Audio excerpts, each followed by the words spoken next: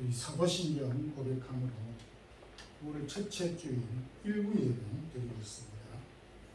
전능하사 천지를 만드신 하나님 아버지를 내가 믿사오며 그 아들 우리 주 예수 그리스도를 믿사오니 이는 성령으로 잉태하사 동정녀 마리아에게 나시고 본디오 빌라도에게 고난을 받으사 십자가에 못 박혀 죽으시고 장사한 지 사흘 만에 죽은 자가 옮겨서 다시 살아나시며 하늘에 오르사 전능하신 하나님 우편에 앉아 계시다가 저리로서 산자와 죽은 자를 심판하러 오시리라. 성령을 믿사오며 거룩한 공회와 성도가 서로 교통하는 것과 죄를 사하여 주시는 것과 몸이 다시 사는 것과 영원히 사는 것을 믿사옵나이다. 아멘. 긍휼과 사랑이 많으신 하나님, 지루했던 또 무더운 8월 지나고 9월 첫째 주일 우리에게 주셨은 날 기억하고 오늘도 마음을 열고 주의 전에 이르러 주를 경배 찬양하고자 합니다. 지금까지 저희들을 인도해 주시고 지켜주신 것처럼 앞으로도 저희들을 선하게 간섭하시고 또한 잔잔한 물가으로 인도해 주실 것을 확신합니다. 때를 따라도 없는 은혜를 주의 사랑하는 모든 성도들에게 허락하여 주시되 일용할 양식과 기도의 제목들과 하나님이 허락한 성도들의 기업과 일터와 직장 위에 허락한 사랑하는 가족과 자녀들 위에 하나님이 동행하여 주시옵소서. 금년 2021년 얼마 남지 않는 이 후반기 잘 마무리할 수 있게 해주시고 어려운 상황 가운데서도 우리의 믿음이 굴절되지 아니하고 주님을 바라보는 견고한 믿음 위에 세워질 수 있기를 원합니다. 세운 몸된 교회와 우리에게 허락한 은혜와 직분들을 잘 감당할 수 있는 믿음의 부여를 더하여 주옵소서. 참으로 이 세상은 여러 가지 혼란과 혼돈 가운데 있음을 압니다. 내일을 전혀 예측할 수 없는 가운데 살아가고 있는 저희들입니다. 전 지구촌 곳곳에서 천재지변과 재난과 홍수와 기근과 전쟁으로 인한 고통과 아우성과 부러지점이 하늘에 사무치는 듯한 느낌을 받고 있습니다. 이 땅 위에 진정한 평화가 없기에 평화의 주님으로 오신 주의 능력을 주의 사랑하는 백성들에게 허락하여 주시기를 원합니다. 무엇보다 저희들이 두온 고국과 교회들과 부모, 형제, 사랑하는 가족, 자녀들을 지켜주시고 사랑하는 성도들 또 모든 가정에 계획한 일들이 잘 이루어질 수 있기를 원합니다. 오늘도 여러 형편 가운데 흩어져 있는 주의 사랑하는 모든 거처들을 기억해 주시고 또한 새로운 학기를 맞이하여 사랑하는 자녀들의 학업과 또한 개학과 진학 등을 계획하고 있는 사랑하는 자녀들의 학기를 열어주시기를 원합니다.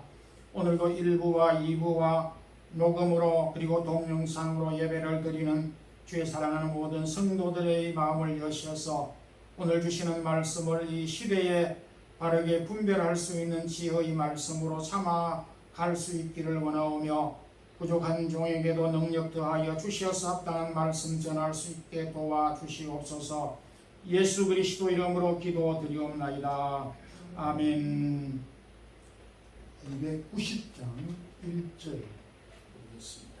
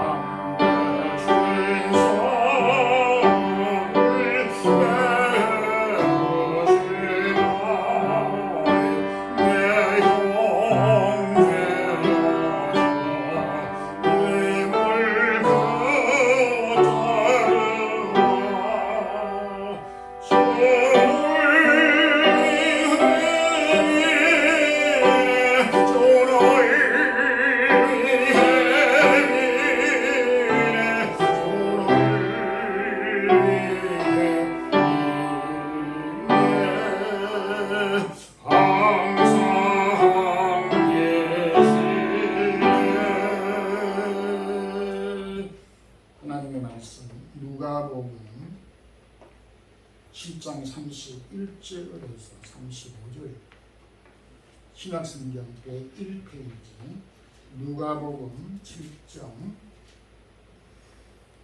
31절에서 35절 같이 합독하겠습니다.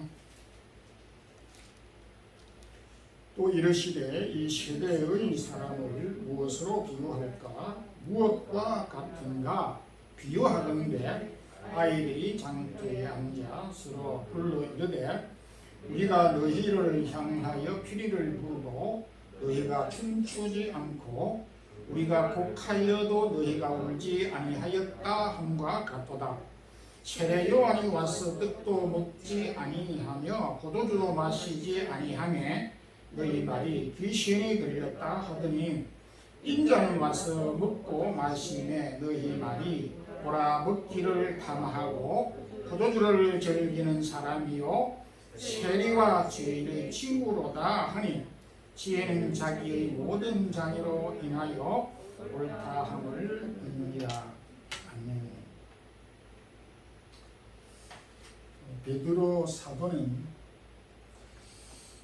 오늘 우리가 살고 있는 이 시대를 패역한 시대라고 정의를 하였고, 바울은 그의 서신서에서 하나님을 거스르고 어그러진 세대라고 규정을 하였습니다. 오늘은 주님께서 비유의 말씀을 통하여서 우리가 살고 있는 이 어그러진 또 패역한 이 세대에 저와 여러분인 또 우리 그리스도인들이 어떻게 살아야 할 것인가 하는 롤 모델을 제시해 주고 있습니다. 오늘 이 말씀을 통해서 이 세대에 우리가 어떻게 살아야 합니까? 라는 말씀을 오늘 함께 묵상함으로 은혜를 나누고자 합니다. 먼저 오늘 이 세대를 살아가는 저와 여러분이 기쁨과 슬픔을 잃어버렸기에 기쁨과 슬픔을 회복해야 할 필요성을 느끼게 됩니다.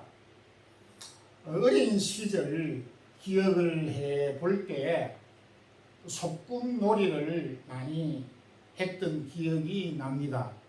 여러분들도 옛 추억을 더듬으면은 어린 시절 소꿉놀이를 학교에서 동네 마을에서 또렷또렷 옛 친구들과 했던 기억이 떠오를 것입니다. 저도 세월이 한참 흘렀지만 엊그제 같은 옛 소꿉놀이를 했던 어린 시절이 많이 기억이 되고 생생하게 떠오릅니다. 아마 어린 시절은 동서고금을 막론하고 비슷한 것 같습니다. 예수님 시대에도 어린 아이들이 소꿉놀이를 많이 했던 것 같이 보입니다. 제가 소꿉놀이를 할 때에 그 놀이의 종류는 상당히 다양했고 많았습니다.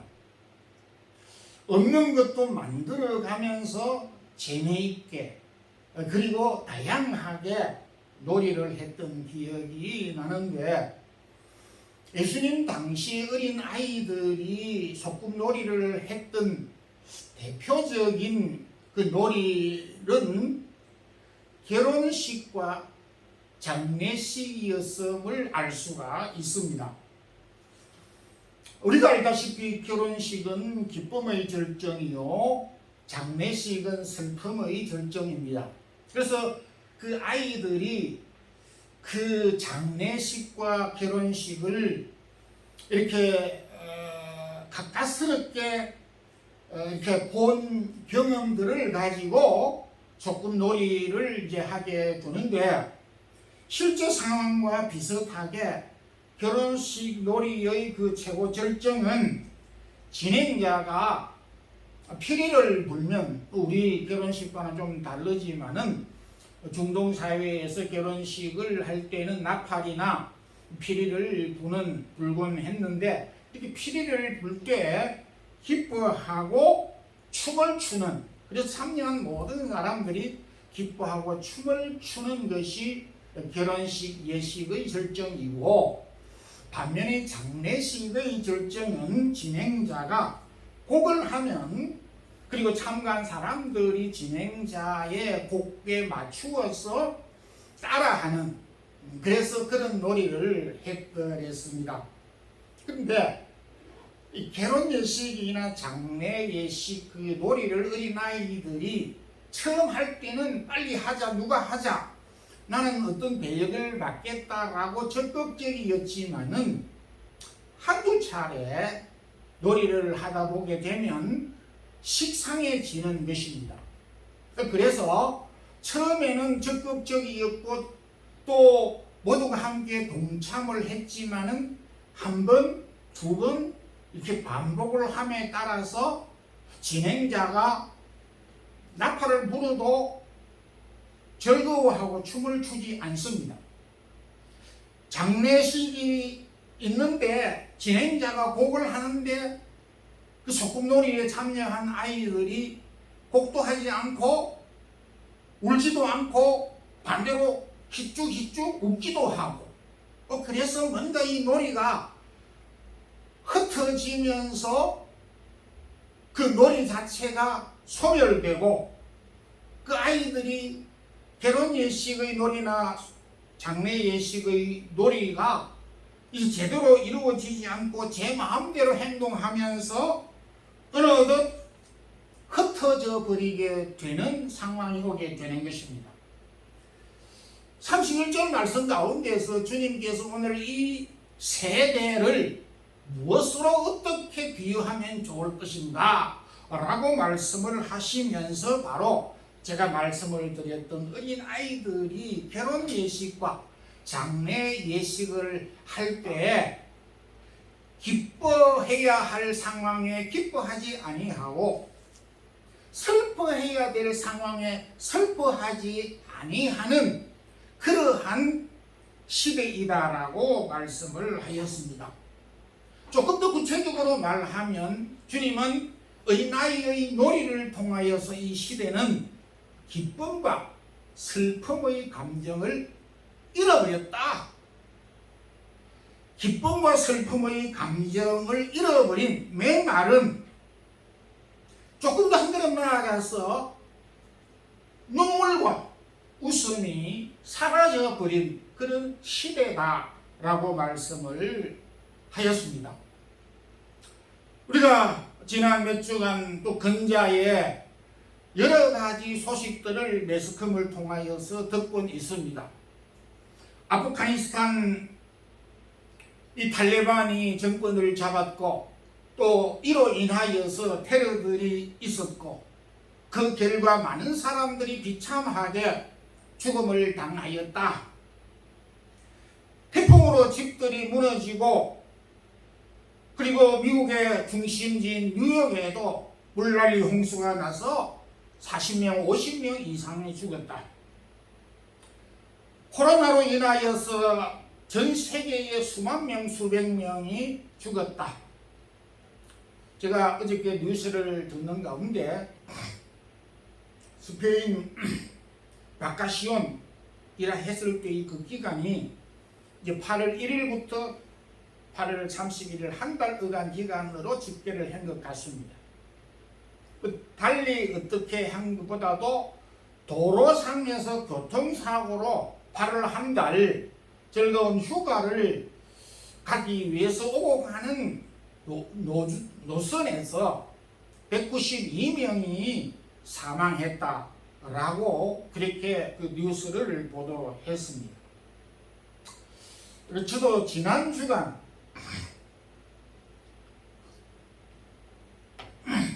한국으로부터 장례 소식을 선교사님 한 분과 연세가 많으신 어떤 목사님이 세상을 노환으로 떠났다는 소식을 접했습니다. 그 선교사님 부인이 세상을 떠나셨는데 교통사고로 이렇게 세상을 떠났었습니다. 그래서 이 소식을 접하면서 어제 많은 그 소식들을 답변을 하고 위로 전문을 보내기도 하였지만 그 소식을 참 그 불행한 소식을 들었는데 제 마음이 안쓰럽기는 해요. 그런데 안 됐구나. 어쩌다가 이런 일들이 있었지? 왜 그곳에 갔지? 하는 그 제3자적인 입장에서 맴돌고 있었다는 것을 제가 느끼게 되었습니다. 공감을 하지 못하고 당사자들의 그 어려움에 함께 그 어려움을 동참하거나 공유하지 못하고 남의 일처럼 이렇게 늘 생각하면서 뭔가 이렇게 해야 되기는 한데 진정의 그 공감이 없었다는 것을 제가 솔직히 고백을 하게 되는 것입니다. 우리 주님께서 누가복음 요 앞부분 뒷부분에 그 선한 사마리아 비유를 해 주셨습니다. 강도를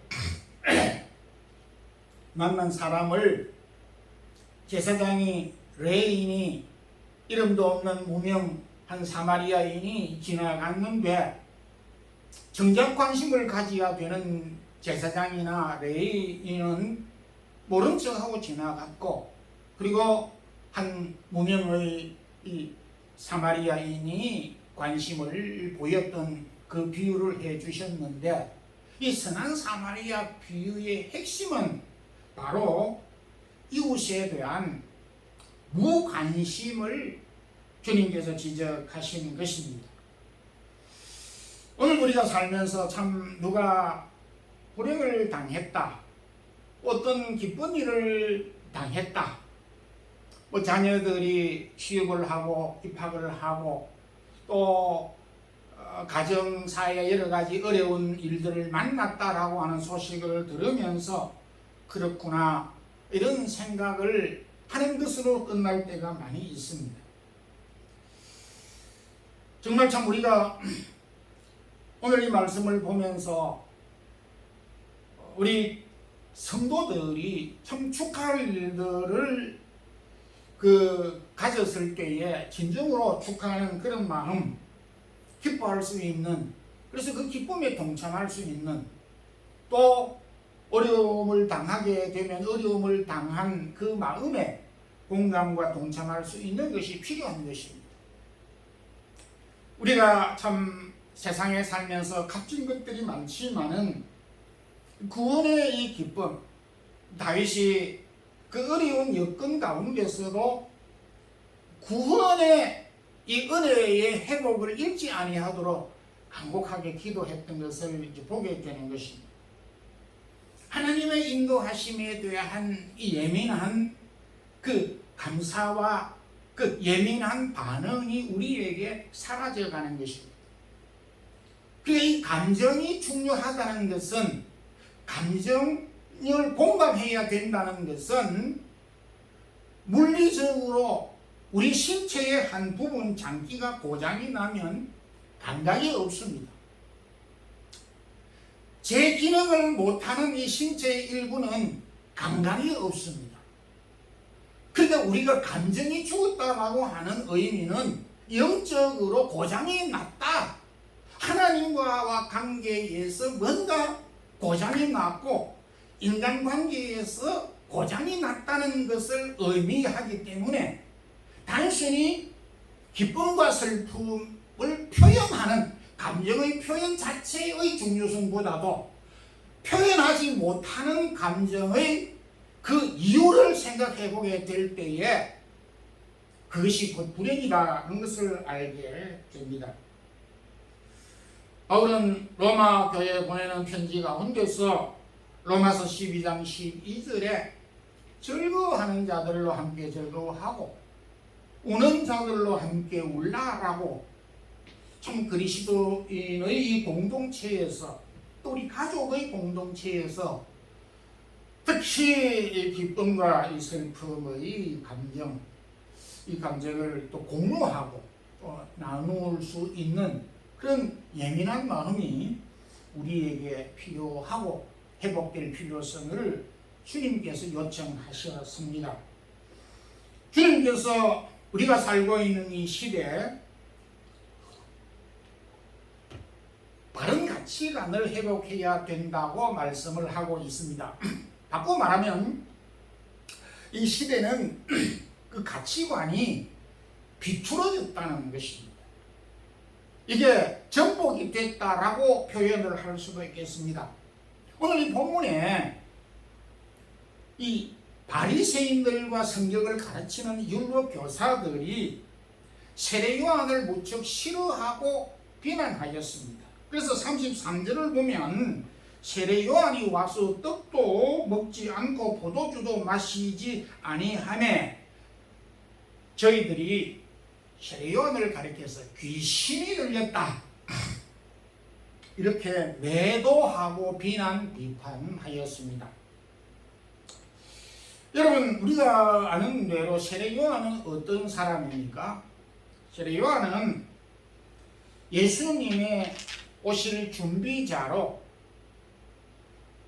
그리고 예수님에게 세례를 베풀었고, 그리고 태어나기 전에 예수님과 같이 이 천사의 예고를 받고 태어날 것을 예고를 받고 태어나기도 전에 예고부터 받고 태어나실 인으로 태어났습니다.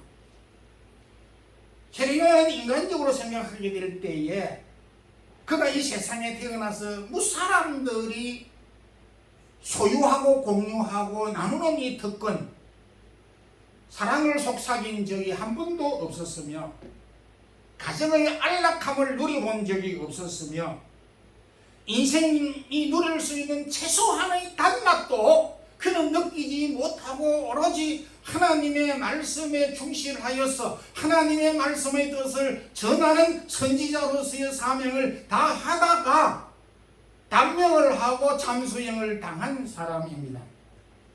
그는 광야에서 낙타 가죽을 입고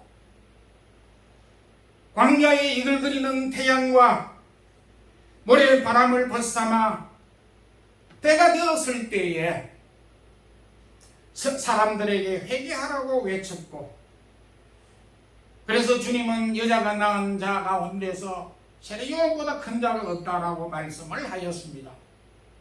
이러한 세례요한을 성경을 가르치는 율법주의자와 바리새인들이 질타를 하고 책망을 하고 비방을 했던 근본적인 이유가 어디에 있었느냐?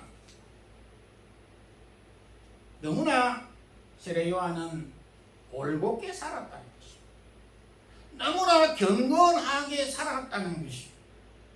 타협할 줄 모르고 하나님의 뜻만을 가지고 논하는 올곧은 그 자체가 비난의 대상이었고 비난받을 이유가 되어버렸습니다. 그래서 주님께서 디모데 후서 4장 12절에 무릇 그리스도 안에서 경건하게 살고자 하는 자는 핍박을 받으리라고 하는 그 말씀 그대로 그는 단명을 하고 참수를 당하고 말았습니다. 오늘 우리가 살고 있는 이 시대에도 예외가 아닙니다.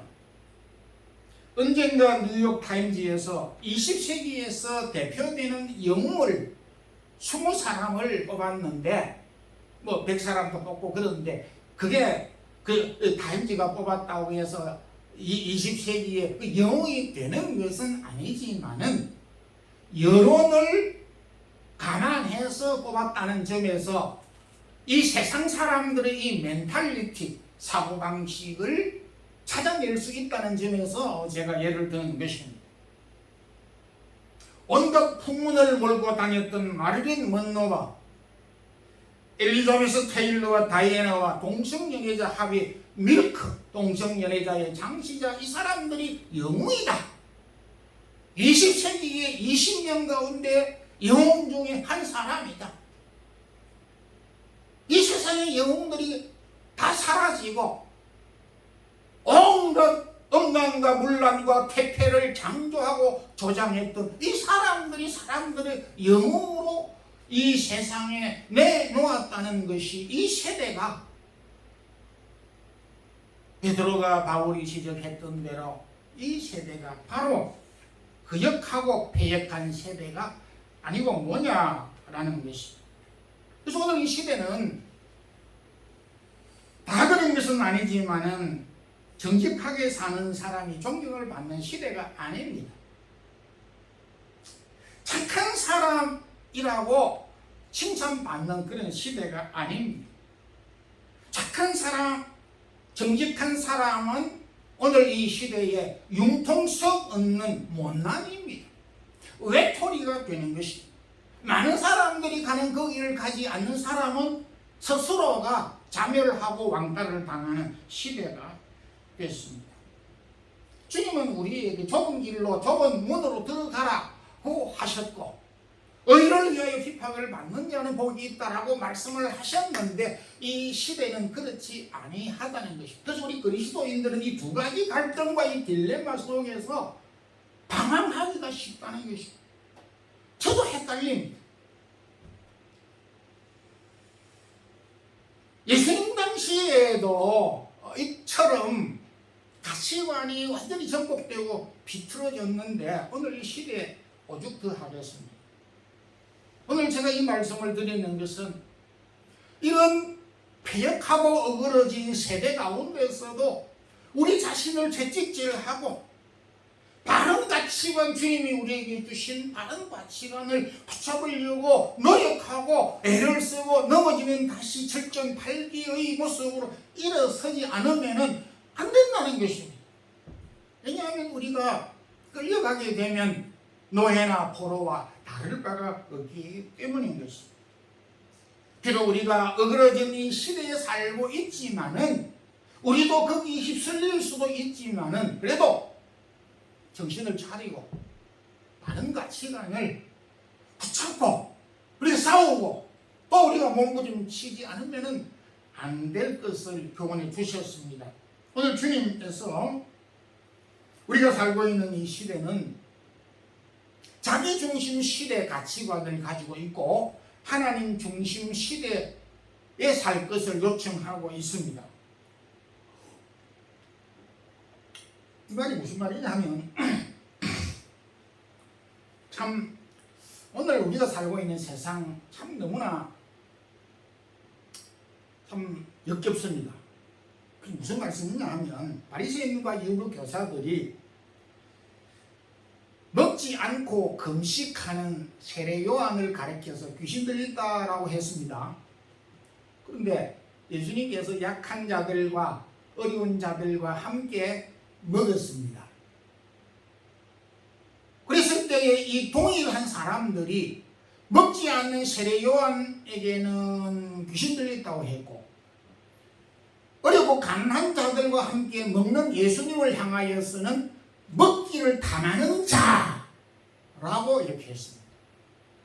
안 먹으면 안 먹는 대로, 먹으면 먹는 대로 비판받고 판단하는 시대였다. 이게 뭐냐 하니까 그 가치관이 자기 중심이라는, 이 바리새인들과 율법 교사들이 자기 중심으로 오늘은 이렇게 적용하고 내일은 또 자기 마음대로 적용하고 있다는 것을 말하고 있습니다. 모든 판단의 기준이 자신이고 가치 척도의 기준이 자신의 경험과 자신에서 나온다는 것입니다. 이 사사시대의 그 특징은 고함이 없으므로 자기 소견대로 자기가 옳은 대로 행동하는 것이 그 사사시대의 특징입니다. 매우 많이 강조하고 나오는 단어이기도 합니다. 법이 필요 없고 질서가 필요 없고 누구의 가르침이 필요 없고 선생도 필요 없고 부모도 필요 없는 자기 스스로 자기 홀로 모든 가치관을 가지고 결정하는 이 시대가 됐다는 것입니다. 그 사사기의 말씀과 같이 사사기 17장을 쭉 넘어가게 되면은 기가 막힌 참 말을 할 수 없는 가슴이 답답한 마음을 우리에게 제시해 주고 있습니다. 레인이라고 하는 작자가 하나님의 이름을 가지고 우상을 만들었습니다. 우상을 만들어 놓고 많은 백성들한테 이 하나님이다, 우리가 하나님 앞에 예배를 드리자, 그렇게 해서 예배를 드렸습니다. 그리고 난 다음에 이 레인이 예배를 드렸으니까 하나님이 우리에게 축복할 것이요, 여러분들은 복을 받을 것입니다. 여러분은 이미 복을 받았습니다. 이렇게 하는 겁니다. 그리고 돈이 있는 사람이 이 제사장을 삼아가지고 당신은 우리 집의 제사장이 되라, 금요를 이만큼 줄 테니까, 그 제사장도 돈으로 사가지고 제사장을 만들어서 저 사람을 저주하고 이 사람을 축복하고 이렇게 하도록 하라고, 이런 장면이 사사기 17장 이후에 전개가 됩니다. 참 사사기 17장에 있는 그 사건이 오늘 우리 이 시대를 비추고 있는 바로 이 비디오와 같은 것이 아닌가, 그렇게 생각이 됩니다. 오늘날 교회가 오늘날 사사기 17장에 있는 모습과 너무 닮았다는 것을 부인할 수가 없어요. 저는 부인할 수 없어요. 자기 기준, 자기가 하나님도 만들 수 있고 하나님이 축복하는 것을 자기가 축복을 내릴 수도 있고 거절할 수도 있는, 이미 중세기, 유럽 중세기 천년의 역사 가운데서 중세기 교회가 그렇게 다 써먹었습니다. 중세기 교회가 하나님 역할을 다 해버렸습니다. 교회가 막으면 아무것도 안 되고 교회가 터면 모든 것이 안 되는 것이 없을 정도로 그렇게 텄습니다. 그러니까 이 가치관이 하나님 중심에서 개인 중심의 가치관으로 전도되었던 것을 보게 됩니다. 아람 나라 군대 장관 나하만은 문둥병이 들어서 엘리사 선지자의 고침을 받으러 갔습니다. 그래서 자기는 한 나라의 영웅이고 대한민국으로 비유하면 이순신 장군과 같은 구국 충신이 여기에 그의 이름도 명성도 높았기에 그 엘리사가 나와서 환대를 하고 뭐 이렇게 병을 고쳐줄 줄로 생각했는데 얼굴도 비치지도 아니하고 요단강에서 몸을 씻으라고 이렇게 하는 바람에 내 생각과 다르다라고 판단을 해서 집으로 가자 이렇게 하면서 그가 병을 고치지 않겠다고 하였습니다. 오늘 우리가 살아가게 되면서 믿음의 생활을 하는 우리들에게도 보면 내 기분과 내 감정과 내 생각대로 안 된다고 화를 우리가 얼마나 많이 내는지 모르고 내 방식대로 다른 사람도 그렇게 믿도록 그렇게 하도록 요청하고 제도화하는 경향이 너무나 많다는 것을 보게 됩니다. 중요한 것은 우리가 내 생각보다 중요한 것은 하나님의 인도하심, 하나님이 자기 백성을 다스리시는 하나님의 방법에 예민하게 관심을 가질 필요가 있습니다. 보십시오. 주님은 나인성 과부의 독자가 죽었을 때에 곧바로 살려 주었습니다. 그의 친구 나사로가 죽었을 때에 곧바로 살려 주었습니다. 근데 자신의 안내, 자신 앞서 길을 터기 위해서 왔던 세례 요한의 죽음에 대해서는 항고했어요. 도대체 이걸 어떻게 해석하고 납득을 해야 되겠습니까? 사탄은 오늘 내 중심으로 생각하고 판단하도록 유혹합니다. 내가 주님에게 이렇게 충성하고 내가 참 헌신했던 것이 평생 해왔는데 내가 하는 일들마다 안 되고 하는 사업마다 안 되니까 내가 하는 하나님을 믿어야 될 이유가 어디에 있겠느냐? 믿음이 회의를 가져오도록 하는 것입니다. 하나님에 대하여서 섭섭한 감정을 가지도록 우리를 자극하는 것입니다. 내 생각을 판단해 볼 때 그럴 수밖에 없습니다.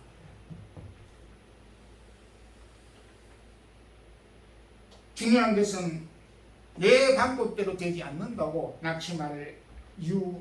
낙심하지 않아야 한다는 것이고, 하나님의 방법에 귀를 기울여야 될 필요를 갖게 됩니다. 오늘 주님은 본문을 통해서 참 기쁨과 슬픔, 우리의 영적인 이 예민함이 소멸되고 잃어버리게 되는 이 시대에 우리가 살고 있습니다. 참 하나님의 받은 은혜, 믿는다는 이 자체의 가치관 얼마나 소중한지 모릅니다. 왜곡된 시대에, 자신의 기준인 이 시대에 살고 있지만은 하나님이 기뻐하시는 하나님의 중심의 삶, 말씀 위에 우리의 믿음이 세워진 가치관을 갖고 우리가 고군분투해야 되지 않겠는가? 이런 말씀을 오늘 주님이 주셨기에 이 어려운 시대에 더욱더 우리가 믿음으로 분발하는 성도들이 되기를 소망합니다. 기도드리겠습니다. 하나님 아버지, 감사합니다. 오늘도 9월 첫째 줄 우리에게 주셔서 패역하고 어그러진 이 세대에 우리 그리스도인들이 어떻게 살아야 할 말씀을 주셨습니다. 어렵고 힘든 이 세대 가운데서 굴하지 않고 믿음으로 말씀으로 승리한 우리 모든 성도들 되게 하옵소서. 예수 그리스도 이름으로 기도드리옵나이다. 아멘. 이 찬송가 263장 1절 부르면서 준비하신 명들을 드리도록 하겠습니다.